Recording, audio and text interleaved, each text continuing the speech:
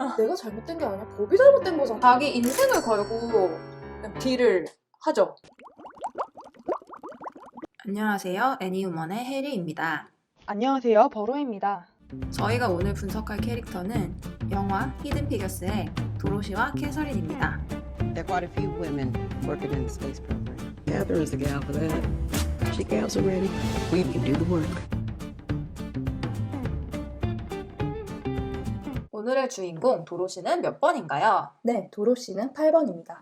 8번 유형은 도전하는 사람입니다. 이들은 자신이 사랑하는 사람들을 보호하고 환경을 변화시켜요. 자신이 원하는 바를 강한 의지로 밀고 나갑니다. 도로시는 틈을 아주 빠르게 캐치하더라고요. 아주 짧은 순간이라도 어떤 틈이 생기면 자신의 주장을 가지고 와서 딜을 탁 걸어요. 저쪽에서 뭔가 요청을 해온다. 바로 근데 저 관리자 아닌데요? 맞아. 이런 식으로. My decision, ma'am. That would be the supervisor. 도로시가 자신들이 제일 약자라는 것을 가장 명확하게 느끼고 있는 캐릭터라고 생각했어요. 슈퍼컴퓨터가 새로 들어오니까 바로 이것이 전사원들한테 생존의 위협이 될 거라는 거를 느끼죠. 기계가 계산을 하면 자신들의 자리가 제일 빨리 사라질 것을 바로 알아차려요. 그리고 거기서도 틈을 발견하죠. 어찌됐거나 저 기계를 움직일 사람이 필요할 거야. 그리고 가장 빠르게 움직입니다. 저 기계를 돌릴 수 있는 사람이 되면 나사에서 가장 필요한 사람이 될 수 있으니까. 여기서의 그 도로시의 재빠른 반응이 정말 네. 멋졌어요. 이 자기 사람을 지키고 그 지키기 위해 싸우는 8번답게 도로시는 이렇게 자기가 살아남을 생존 수법을 오로지 자신 혼자 살아남기 위해 쓰지 않아요. 프로그래밍 습득을 한 후에 전산 팀원들을 이 기술을 다 가르쳐주죠, 몰래. 그래서 이들이 모두 자가 되는 거죠. 이 전사원들 하나하나를 다 데리고 가려는 능력과 포부도 상당히 리더의 규범을 보여주는 모습이 아닌가 싶습니다. 자기 사람을 지키는 8번의 면모가 정말 철철 흘러 넘치는 캐릭터인데 도로시의 자기 사람들은 바로 그 흑인 여성 전산원들이죠. 우주계획팀에서 수학자를 요청을 했을 때도 도로시가 묻는단 말이에요. 정규직이냐 비정규직이냐 이런 거를 뭔가 항상 확인을 하고 마걸스들을 지키죠. 작품 내에서 거리라는 단어가 딱 두 가지 의미로 쓰이거든요. 백인 남성들이 쓰는 거리 있죠. 이 전문가들을 성별로 패싱을 하고 그 성별 패싱 중에서도 가장 얕보는 거리라는 단어를 씀으로써 그 여자애는 약간 이런 식으로 부르는 단어로 쓰이는데 도로시 캐릭터가 쓰는 my girl, 내 사람들이라는 그 의미로 쓰이는 my girl이 있고 우리 애들. 정말 저 도로시한테 my girl이라고 불린다면 너무 행복할 것 같아요. Let me be your girl. Get a girl. 프로그래밍을 익힌 다음에 거기 가서 어필을 한단 말이에요. 자기가 할 수 있다는 걸 보여주죠. 가만히 그 자리에 앉아서 기다려서는 도로시가 이걸 할 수 있다고 아무도 생각을 못 할 거예요. 그냥 문 따고 들어가서 프로그래밍을 해버리죠. 네. 그래가지고 그들에게 인지를 시키고 그 이후에 기술동에서 도로시만을 데려가려고 하는데 What about the girls here? I'm not accepting reassignment unless I bring my ladies with me. 내 팀원들을 전부 데려가지 않고는 나는 안 간다 이렇게 네. 자기 인생을 걸고 딜을 하죠. Ladies, we've been reassigned. 도로시가 이 전산 팀원들, my girls들을 데리고 기술동으로 우르르 들어와서 숨겨진 방에서 그러니까 히든 피겨스에서 그냥 피겨스가 되는 그쵸. 네. 그냥 영웅들이 돼버린 그 장면이 정말 가장 멋있는 장면이지 않나.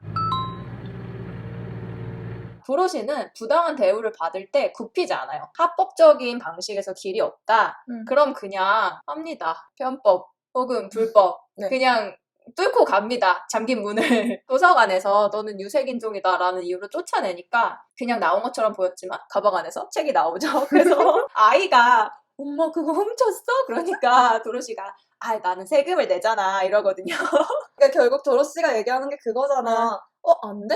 내가 잘못된 게 아니야. 법이 잘못된 거잖아. 맞아. 이렇게 얘기하는 거잖아요. 근데 8번도 항상 그 시스템이 잘못되었다는 거를 얘기하고 내가 맞아 이렇게 하는 게 옳아. 약간 이런 거를 항상 얘기할 줄 알거든요. 멀린스 편에서도 얘기했는데 합법적인 방식으로는 대화가 안 되는 환경이고 그러니까 멀린스는 그런 불도저가 된 거다. 똑같아요.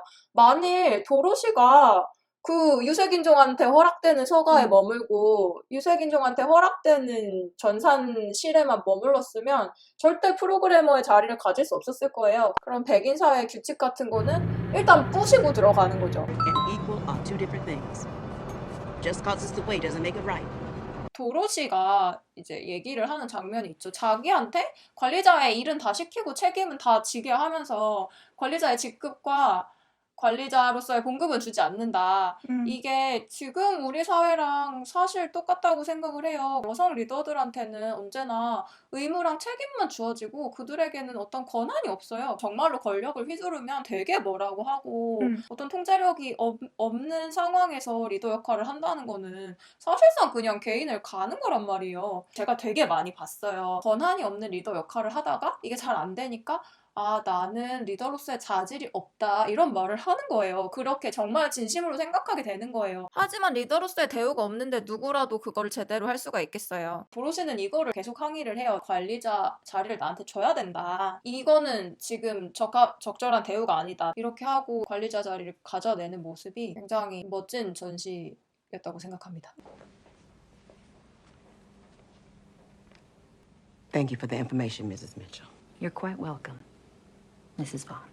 도로시의 이야기에서는 빠질 수 없는 한 명의 인물이 있죠. 바로 미첼인데요. 여기서 말하자면은 그런 도로시를 차별하는 주체로 나오죠. 8번 도로시와 미첼이 1번이거든요. 1번 미첼이 붙는 장면마다 이 팽팽한 기싸움이 관전 포인트입니다. 미첼도 사실은 자기 사람들을 가지고 있는 리더 있거든요. 도로시가 기술동의 자리를 차지했을 때 조용히 자기 애들도 좀 가르쳐줄 수 있냐라고 부탁을 해요. 사실은 좀 서글픈 나사 안의 구조를 보여주고 있는데 이렇게 도로시를 앞서서 차별하는 미첼조차도 사실 자기 사람들의 존의를 지켜줄 수 있을 만한 입장이 아닌 거예요. 이 사람들도 새로운 기술이 들어올 때마다 잘릴 수 있는 이득인 거지. 흑인 여성들 잘리면 그 다음에 백인 여성이 잘리는 거예요. 그죠.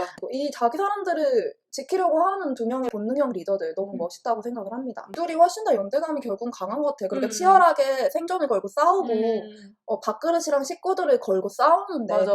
결국에는 같은 목표? 그죠. 여성으로서 이곳에서 살아남아서 자기 자리를 지키는 같은 목표를 가지고 있죠. 도로시가 지키는 자신의 사람들이 확장이 돼요. Seriously. Thank you again.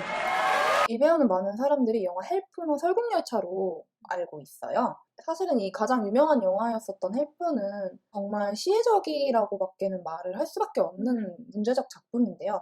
흑인 여성들이 백인 가정의 가정부로 일했었던 1960년대를 조명을 해요. 그때 행해지던 차별을 말하는 영화로 개봉을 했으나 실상은 이 가정부들의 이야기를 말해주는 백인 스피커가 있고요.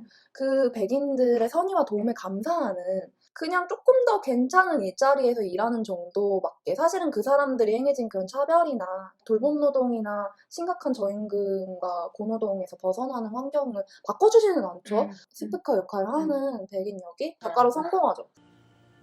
So, I ain't losing my job. 그런데 이 히든 피겨스 속의 도로시는 헬프에 나왔었던 모습과는 완전 다르죠. 단순히 영화 내에서만이 아니라 그래서 이 배우의 삶까지도 설명해주는 느낌을 받아요. 백인 남성 주류 사회에서 가장 차별받는 위치에 서서 어떻게든 자신을 증명하고 틈새를 비집고 자리를 쟁취하는 도로시의 모습이 어떤 역할이든 흑인 여성으로서의 자신을 전시하면서 자리를 만들어온 굳건함이 보입니다.